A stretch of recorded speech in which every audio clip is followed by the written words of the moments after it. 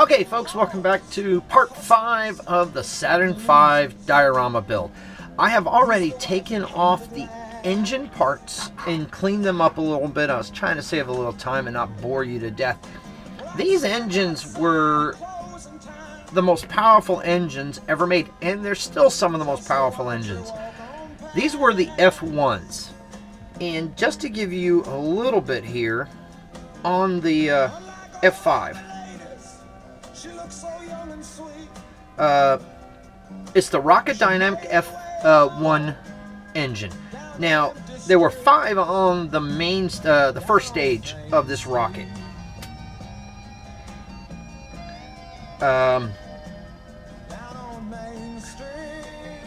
The F1, which was something really cool about it, is the fact that the alligators in Florida, when the F1s of the Saturn V lit off, actually had the alligators talking back to it.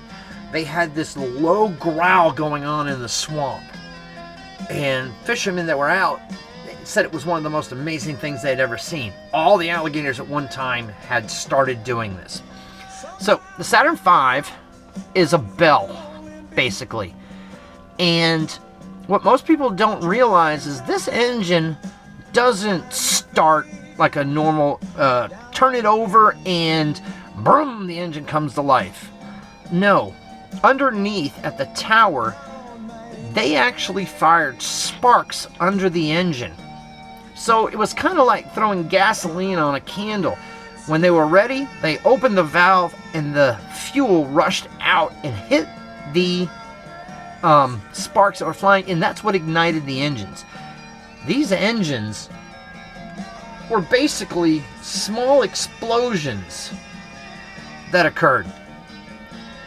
So here we go. Oh, I dropped my glue. Alright, another kind of commercial real quick.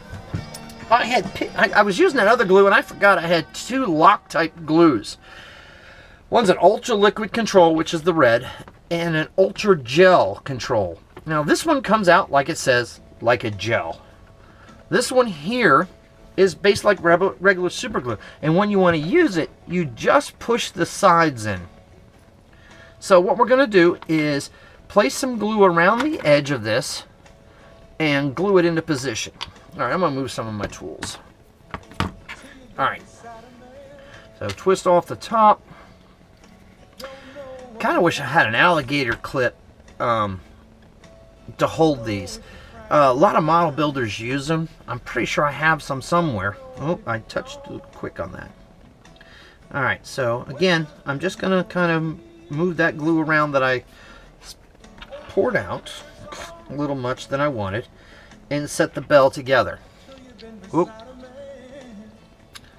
You know what? I know the glue works because it's sticking to my finger.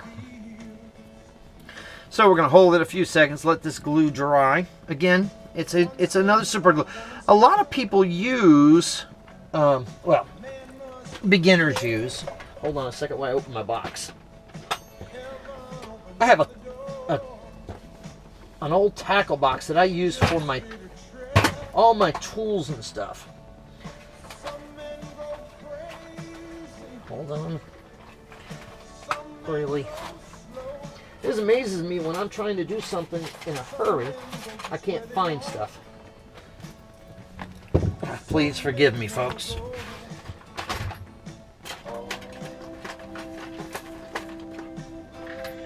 Here we go. These are regular model glues and a putty. The red is the glue. The brown colored or grayish color is actually a putty to help fill in seam lines like on the edge of this. Now, I have never really done a touch-up on this, and these look pretty massive when they're glued, when it's going to be glued together.